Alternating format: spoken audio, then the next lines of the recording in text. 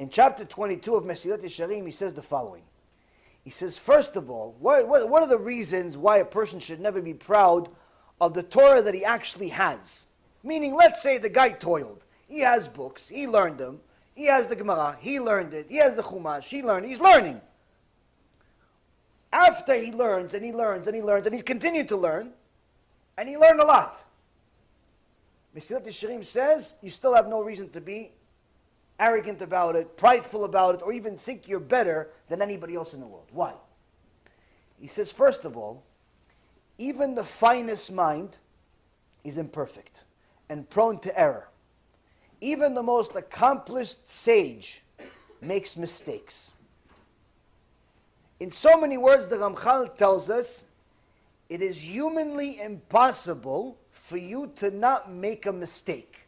Meaning that as smart as you are, even if you become the Gdol Ador, you become something special, as smart as you are, it's impossible for you not to make a mistake at some point. In fact, the Gemara in Masechet Chagigah, in page 14a, says that the only way that a person becomes wise and actually can stand up on his Torah is after he falls. But not falls and makes a mistake and, let's say, violates Shabbat because he didn't know this halakha, or he made a mistake in halakha because he didn't learn. No, he learned, but he learned incorrectly. If the person makes a mistake in halakha and eats something that's not kosher because he thought it's kosher, or he does something on Shabbat that's not allowed because he thought it's allowed, if that mistake is made because he didn't learn, no, that's not falling. That's just you already failed before you started. But he learned, but he made a mistake. Misjudged. It's said aloud, but he misread. It's really not allowed. It's like, for example, today I got some guy send me a message. I haven't responded yet. And he sends me a whole Megillah about one of my students in Montreal is bothering him. Why is he bothering him? Because he says, why don't you watch these shiurim of Rabbi Yaron? He's talking about wigs. Why don't you listen to it? It's not allowed. It's not allowed. It's not allowed for Sfaradim. It's not allowed for Sfaradim. First of all, that's not my focus. The whole debate between Sfaradim, Ashkenazim, 400 years already, I don't have shoes big enough and shoulders big enough to get myself and throw my name into that debate. That whole world is completely different. That's not the whole thing. The issue with wigs that I only mentioned is the issue with Avodah Zarah because of real hair wigs coming from India. But the reality is, even a woman called me earlier this week, or left me a message earlier this week. I sent her a 10-minute personal shiur to explain to her that despite whatever she decides to do, it doesn't matter to me. She can come to the shiurim. I'd be more than happy. I have quite a few students that have wigs and don't have wigs. It doesn't make a difference to me. I simply educate. I don't judge people. I'm not a judge. I'm not a jury. I simply provide information. You want to listen, listen. You don't want to listen, don't listen. It doesn't make a difference to me. I love everybody the same way. People think that, like, if I see somebody with a wig, or if I see somebody that's driving on Shabbat, like, I become a terrorist. Like, I start, shooting them, taking his Uzi out. What do you think? I'm Rambo? I'm providing information, Ribono Shel Olam. Providing information. You want to do it, do it. You don't want to do it, that's it. I did my job. I did my job. I don't judge, I know nothing. You know how many students I have that still wear wigs? Shtabach Shimo, they're fantastic people. Amazing people. I don't judge nothing. I want them to be careful. I want them to make sure that everything's okay. Double check, at least make sure that you know where it came from. You did your search. You're okay with it? Baruch Hashem. You're not okay with it? Okay, so double check. Double check. It says kosher, but the kosher kind of looks like it came from China. Okay, so check. Why is there only one kosher body in the entire wig world, but in the kosher world of food, there's like 1,000? You have to ask these questions. So ask. Da-da-da. You verified, your rabbi said it's okay, no problem. No problem. On the other hand, if somebody drives on Shabbat, I see him, I know he's driving on Shabbat. I'm not going to invite him to my house on Shabbat, because I don't want him to drive on my expense. I don't want to be the reason for him to drive, but if he comes to the shul, I'll give him a hug just like everybody else. The point is, Rabotai, people take things and they feel like they're attacked for the wrong reason. Why? Because you asked the question. You ask the question, they think they're attacking you. I spoke to a woman today. Apparently, there's not much help here in Florida for people that are needy. So someone told me there's an organization that helps people that are needy. So I called them because I happen to know a few people that are needy, and I get to know a lot of people. So if anyone that's needy, I need to know who to go to, who helps. So I called the woman and said, yeah, we provide food, we do this, we do that, we do that. Okay, great. Okay, can you tell me what's the, when do you give it? Okay, we give it on this day. Okay, can you tell me what time? Okay, we give it on this day. What's the requirement? Okay, we do this. Okay, fine. What's the kashrut? What's the kashrut of the food? It's kosher.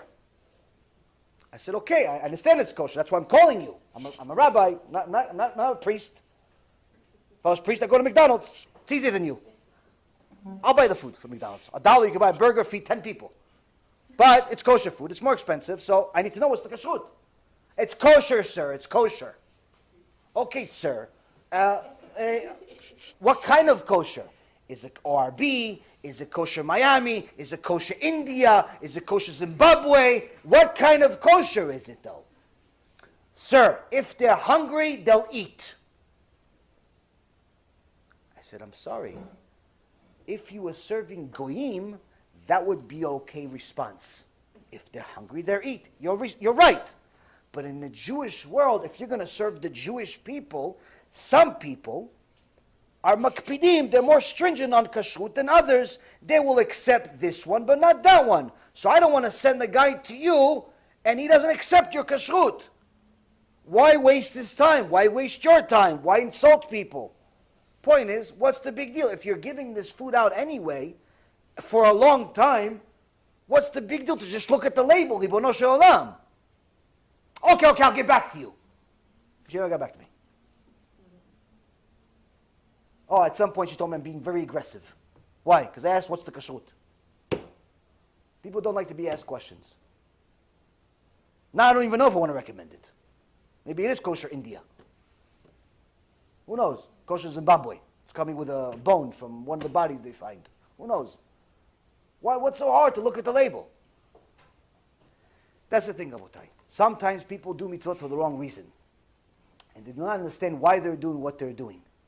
If you're going to teach with the intention to help people, not to insult people, not to, hurt people in any way, not to offend them, not to win a debate, like some of these clowns on the internet that like to debate people just for the sake of showing that they won. The point of teaching is to provide people information and let them make educated decisions based on this information. If they like it, ishtabach shimo. If they don't, Bezat Hashem, try something else. Try something else. What's the big deal? Every one of us has a laundry list of things to fix. I always tell you, I'm the biggest one. The shiur is for me, you happen to be here. Everyone has a laundry list. Okay, she doesn't want to change this, so she'll change that. He doesn't want to change that, so he'll change this. You'll find something in the shiur, but sometimes people feel attacked. Why? Because you mentioned the one thing that really in Shamayim, that's what he has to change. So in this particular issue, this guy sends me a message, and he says, this guy, your student in Montreal is attacking me and hounding me because he keeps telling me that wigs are not allowed. And I asked my rabbi, and the rabbi says it's okay. And I asked another rabbi, and the other rabbi said it's okay. And then I called Yerushalayim, and I called my other rabbi, and he says that Rabbi Tzion Abba Shaul says it's okay. So why? Are you bigger than Rabbi Tzion Abba Shaul? Rabbi Tzion Abba Shaul was the Chavruta of Rav Ovadia. Now, first of all, you're being very aggressive. I should tell him. But that's not really going to help him. But in reality, there's a problem with the whole question. Number one, his attitude's awful. Why are you comparing me to Gedol Adol? If I'm an ant, I'm still not enough. What's the comparison? What's the comparison?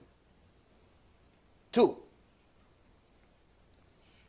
did you actually read what Rav Tzion Abba Shaul said? Or did you just assume that what the rabbi said is correct? Because now, if you really believe it's allowed or not allowed is on the line, and you relied on an answer that someone said to you, that means that you are in essence saying, it's either allowed, I'm going to heaven, or it's not allowed, I'm going to Gehenom. That's your decision here. That's what happens in the world. That's how Torah works. It's not allowed, I'm going to Gan Eden, not allowed, I'm still going to Gan Eden, because it's just a discount version. There's a big difference. Did you check? No, he didn't check. How do I know he didn't check? I haven't responded to him. How do I know he didn't check? Because Rav Tzion Abashol never said that. I know his Talmid that helped him write that book.